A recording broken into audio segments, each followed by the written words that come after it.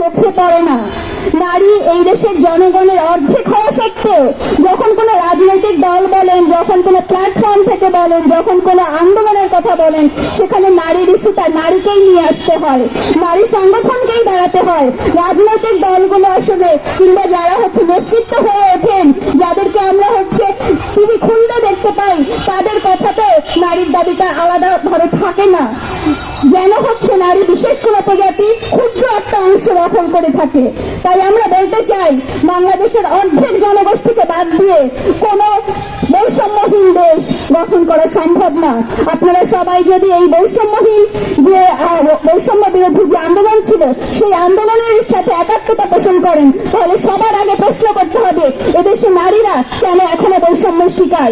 এদেশের নাগরিকেরা পাহাড়ে এবং সমতলে কেন বৈষম্যের শিকার? এই প্রশ্নকে কোনোভাবে এড়িয়ে গিয়ে আপনারা কোনো সমতা, আমরা কোনো সমতা, এইটার কল্পনাও করতে পারবো না। সেই আমরা একটা নারী অধিকার কমিশন চাই। এখন আপনারা জানেন, নানান ধরনের কমিশন ইতিমধ্যে আছে।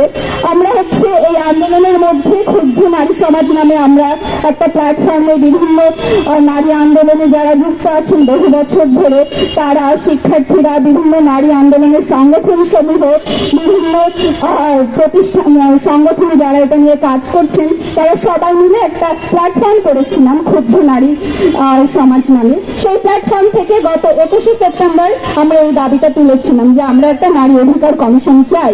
সেই দাবির সাথে সংহতি রেখে আজকে আমরা নারী সংহতি একই দাবি তুলছি। আপনারা দেখছেন, এখানে আমরা সমান অধিকারের কথা বলেছি, আমরা এখানে নারীর নিরাপত্তার কথা বলেছি, আমরা এখানে ন্যায্যতার কথা বলেছি। ন্যায্যতা মানে সকল ক্ষেত্রে ন্যায্যতা, সেখানে নারী, পুরুষ এবং সকল লিঙ্গের, সকল লিঙ্গ ভেবে, সকল জেন্ডার আইডেন্টিটির মানুষ, সে নারী, পুরুষ হোক বা অন্য জেন্ডার আইডেন্টিটির হোক, সকলে মিলে আমরা যাতে ন্যায্য তার হিস্সাটা পাই।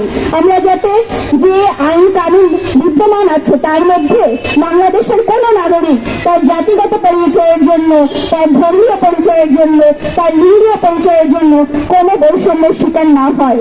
সেই জন্য আমরা এই নারী অধিকার কমিশনের দাবি করছি, যেখানে নারীর অধিকারের জন্য নারী নিজে কথা বলতে পারবে, নারীর অংশীদারিত্ব থাকবে। সেই কমিশন কিনা সুপারিশ করতে পারবে সরকারকে নারীদের নিয়ে কি আইন কানুন থাকা উচিত, বিদ্যমান আইনের কি সমস্যা আছে, এর সকল